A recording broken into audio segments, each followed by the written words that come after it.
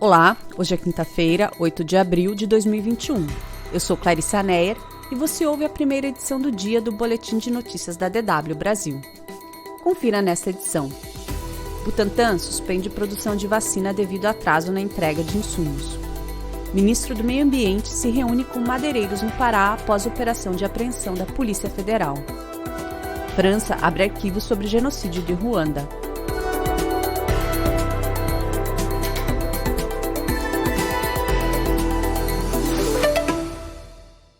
O Instituto Butantan, responsável pela fabricação da vacina Coronavac no Brasil, suspendeu a produção devido a um atraso na entrega da matéria-prima do imunizante contra a Covid-19 que viria da China. Os insumos para a produção de 10 milhões de doses deveriam ter sido entregues nesta semana, mas, de acordo com o Butantan, um problema burocrático acabou atrasando o envio. O Instituto espera receber a remessa na próxima semana. O Butantan também afirmou que a pausa no invase da vacina não atrasará o cronograma de entrega de doses previsto. Com a nova remessa de matéria-prima, o Instituto destacou que será possível entregar até o final de abril as 46 milhões de doses contempladas no primeiro contrato com o Ministério da Saúde. A Coronavac foi desenvolvida pela farmacêutica chinesa Sinovac em parceria com o Butantan e é atualmente a principal vacina utilizada no país, correspondendo a mais de 80% das doses já aplicadas. Até agora, cerca de 10% dos brasileiros já receberam pelo menos uma dose da vacina. O governo do Uruguai planeja enviar 48 mil doses de vacinas contra a Covid-19 da AstraZeneca recebidas no último domingo para a fronteira com o Brasil. Segundo o ministro da Saúde Pública uruguaio, Daniel Salinas, o envio irá reforçar a imunização nos centros de vacinação de fronteira, a região mais castigada pela pandemia no país. O Uruguai iniciou sua campanha de vacinação contra a Covid-19 em 1º de março. Apesar de o país ter começado a imunização cerca de 1 mês e meio depois do Brasil, em pouco mais de um mês, quase 26% da população uruguaia já recebeu pelo menos uma dose da vacina. Atualmente, o país utiliza em seu programa de vacinação a Coronavac e o imunizante da BioNTech Pfizer. O Uruguai adquiriu ainda a vacina da AstraZeneca pelo consórcio COVAX da Organização Mundial da Saúde.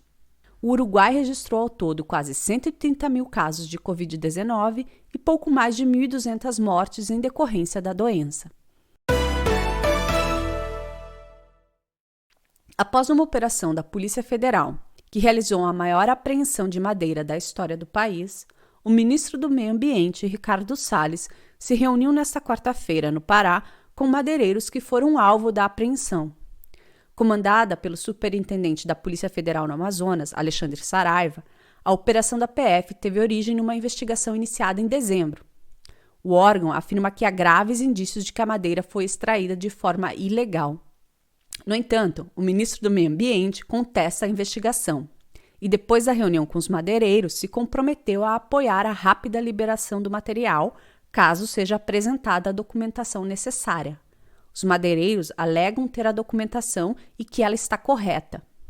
Em entrevista ao jornal Folha de São Paulo, o superintendente da Polícia Federal responsável pela investigação acusou Salles de trabalhar contra o meio ambiente, abre aspas.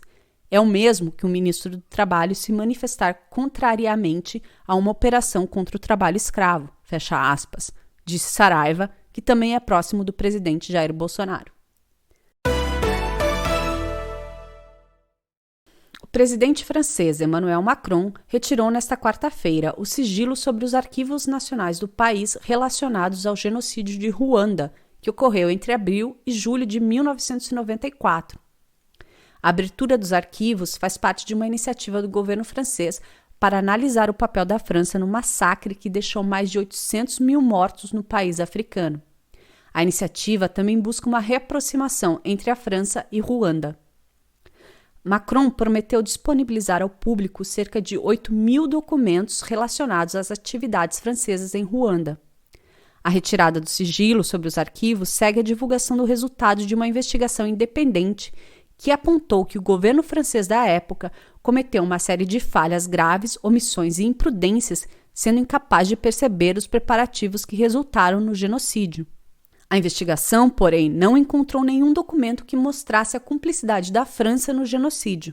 No entanto, a comissão responsável pelo inquérito afirmou que Paris tem responsabilidade no ocorrido por ter apoiado o governo ruandês da época, que se tornava cada vez mais extremista. O massacre terminou em julho de 1994.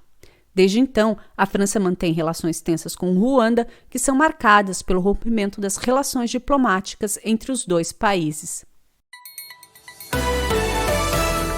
Novas informações você pode conferir mais tarde, na segunda edição do Boletim de Notícias da DW Brasil.